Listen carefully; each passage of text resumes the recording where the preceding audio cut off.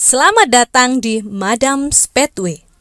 Bicara banyak hal, talking about you.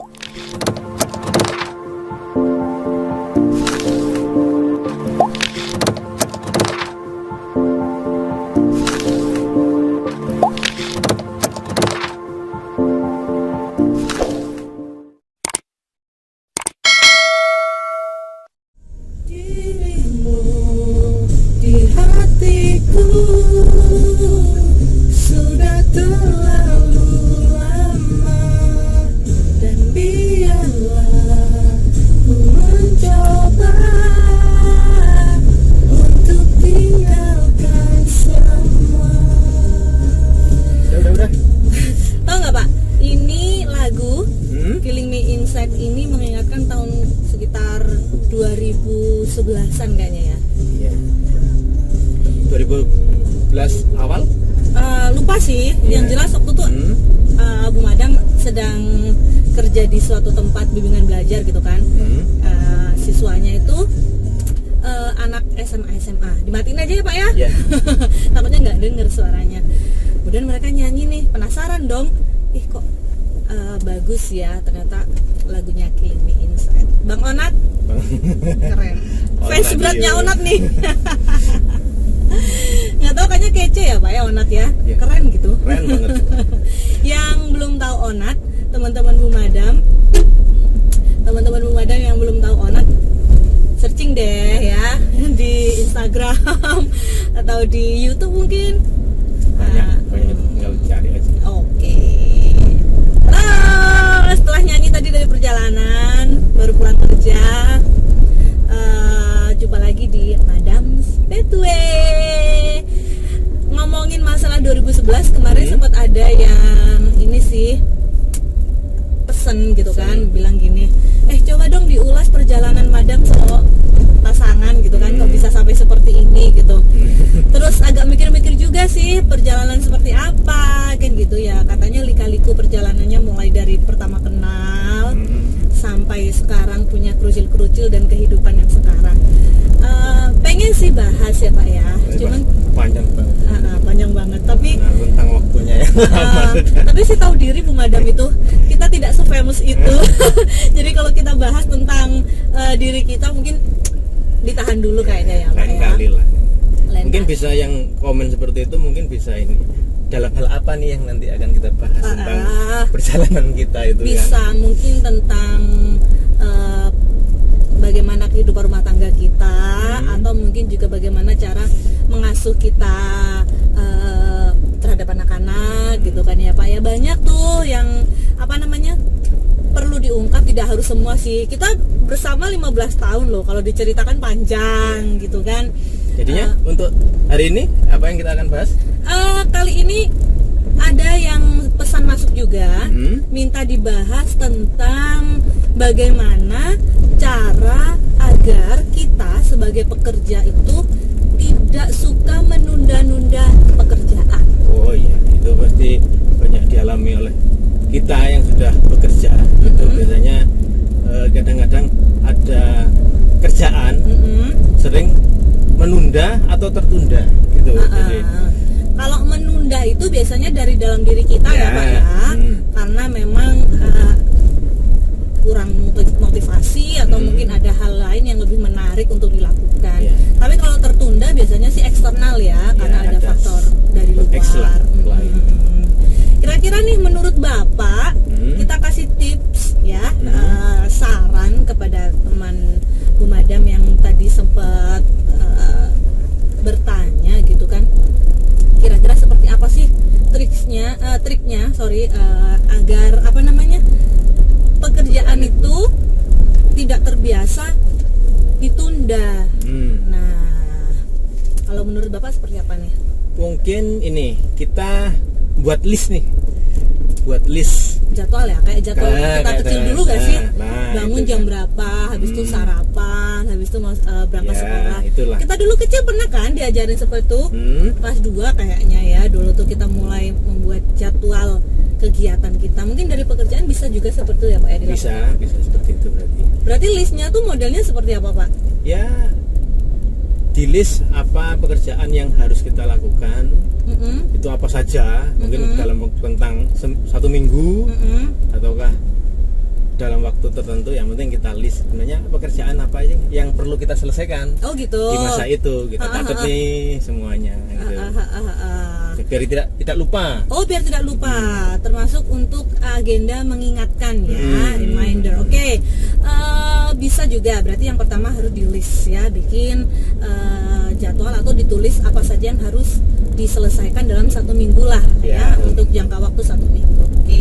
Mungkin yang kedua juga harus setelah di list bisa diprioritaskan.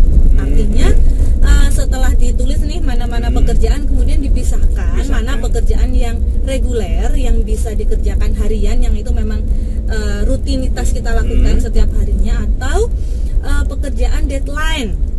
Nah, pekerjaan deadline itu misalkan sudah dikasih waktu jeda, ini harus selesai selama 1 minggu. Walaupun itu sudah masuk dalam list, tapi itu juga harus diprioritaskan juga. Nah, ya, reguler dan pekerjaan prioritas. Pekerjaan deadline. Kemudian perlu diingat juga di antara 2 pekerjaan tadi itu, ternyata biasanya kita sebagai pekerja itu ada pekerjaan dadakan atau insidental, ya, mendadak diberikan oleh atasan kita ke kita. Nah, itu juga harus kita siasati nih. Caranya berarti masuk ke kategori yang ketiga, fokus. Misalkan pekerjaan harian difokuskan, diselesaikan dulu, yang memang sudah reguler kita lakukan, tiba-tiba datang nih seret, ya berarti kita harus fokus menyelesaikan yang harian tadi sudah diselesaikan. Pas di tengah-tengah jalan ternyata harus ada yang dikerjakan mendadak nih Pak, berarti ya tetap harus fokus mengerjakan sesuatu ya Pak ya. Jadi walau sudah ada pekerjaan harian, ternyata ada yang mendadak, kita fokusnya terbelah nih Pak. Ada juga pertanyaan mungkin seperti itu kan, kita nggak bisa nih bercabang multitasking gitu ya, seperti ibu-ibu nih. Nah gitu, mungkin itu bisa dilakukan lebih konsentrasi ya Pak ya. Itu juga penting nggak sih Pak sebenarnya? Penting, dan juga banyak hal sebenarnya yang membuat fokus kita itu jadi teralihkan. Enak bekerja, tiba-tiba ada hal lain yang mungkin membuat fokus kita jadinya buyar. Oh gitu.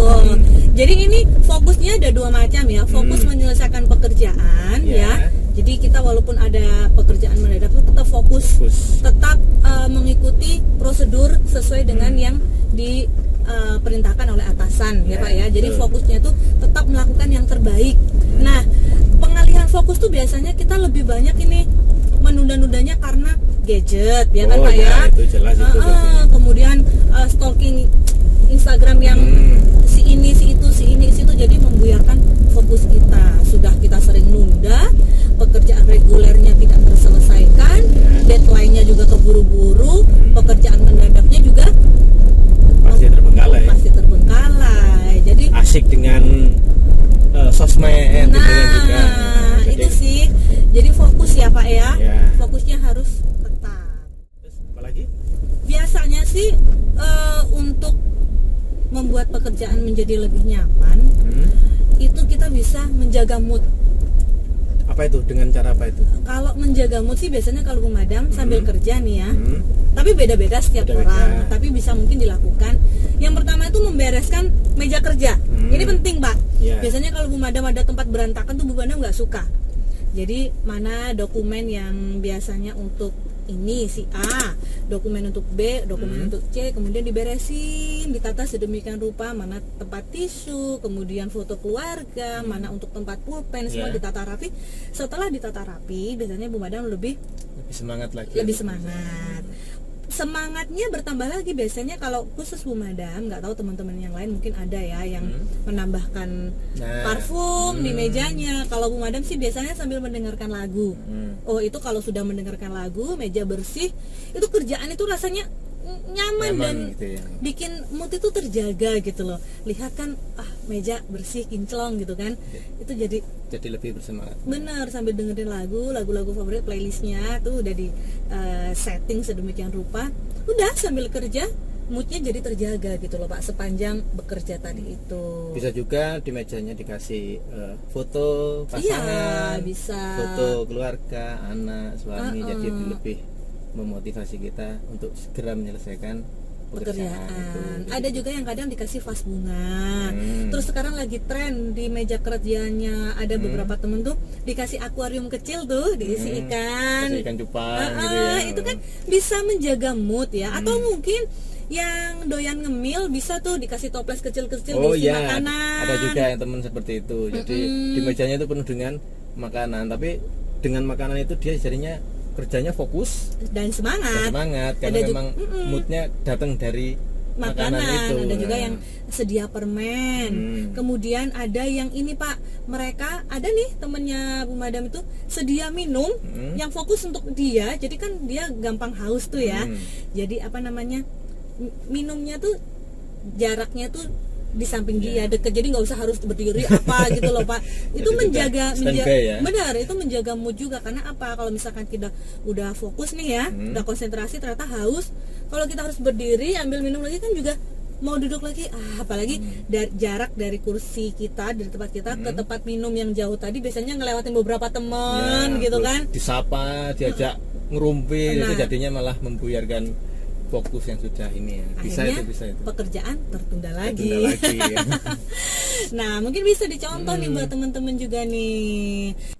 Dan ternyata nih Pak, yang trik dan tips yang sudah kita sampaikan itu tidak hanya berlaku untuk pekerjaan kantoran Pak. Ya, jangan di rumah mungkin juga bisa kita terapkan tips-tips yang tadi itu. Untuk pekerjaan rumah tangga, karena teman Bu Madam ada sebagian besar yang ibu rumah tangga juga nih. Waktu menyimak video ini juga bisa diaplikasikan. Jadi harus di list nih pagi-pagi misalkan ya, untuk harian deh. Ya, contohnya menyapu, mengepel, sambil nunggu kering lantai, cuci piring, jemur baju, kemudian masak misalkan, atau di mana dulu nih yang yang ditulis, kemudian dipilih jadi tadi itu diprioritaskan mana yang harus dilakukan terlebih dahulu. Tentunya fokus ya kan, masa tengah-tengah masak gitu Pak sambil pegang HP gitu kan, kasihan masakannya nanti gosong ya.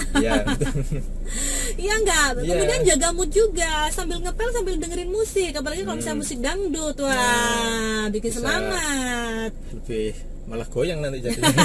Tapi kan moodnya terjaga. Atau mungkin tembang kenangan boleh dipasang lagu-lagu seperti itu. Atau mungkin untuk menjaga mood tadi ya Pak ya, sambil ngepel gitu kan, sebelumnya dipasang dulu tuh pengharum ruangan itu kan, kan menjaga hati kita biar sama freshnya sama ruangan gitu kan. Aromaterapi mungkin juga boleh juga, itu penting tuh. Dan tentunya setelah semuanya terrealisasi, hal yang paling utama dari hal untuk tidak menunda-nunda pekerjaan, baik pekerjaan kantor ataupun pekerjaan rumah ataupun hal-hal yang lain yang memang kewajiban kita, ada poin yang memang bomnya Pak. Apa itu? Bahwasanya agar kita tidak menunda pekerjaan, tetap fokus, memprioritaskan, kita harus mencintai pekerjaan kita. Iya. Jadi kita harus suka dan dong. dengan apa yang kita lakukan itu harus happy. Harus sadar bahwasanya itu tugas kita, itu pekerjaan kita. Benar, itu pekerjaan kita, sesuatu hal yang memang wajib kita lakukan, yang wajib kita kerjakan ya. Jadi kita harus benar-benar mencintai. Istilahnya kalau misalkan kita ngomongnya itu adalah mencintai apa yang kita miliki. Pekerjaan itu adalah sebuah hal yang kita miliki, yang belum tentu orang lain juga memiliki juga kan Pak. Jadi memang harus sama kerjaan. Ada juga ini, apa dong? Karena pekerjaan itu termasuk ibadah.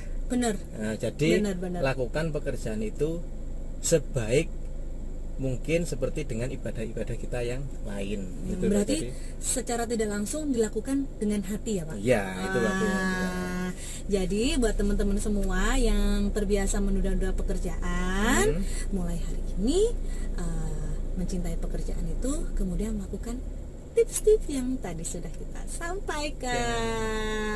Jangan ditunda lagi ya kerjaannya, kasihan. Tidak boleh. Tidak gitu kan. boleh. Numpuk. Iya, kalau misalkan itu bisa diselesaikan dalam waktu singkat. Kalau numpuk kita jadi males, resiko juga. Jadi ambruk nanti jadi. Jangan lupa jaga kesehatan juga ya. Ya. Pekerjaan juga banyak.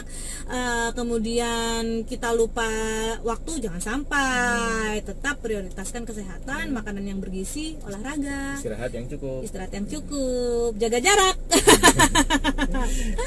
Oke, Madam Petsue harus melakukan perjalanan lagi. Kita harus pulang ya, Pak. Doknya pulang. Anak-anak sudah nunggu di rumah. Selamat melanjutkan aktivitas, selamat bekerja, jangan ditunda lagi kerjaannya. Bye bye. Semangat. Madam's Petway. Bicara banyak hal, talking about you.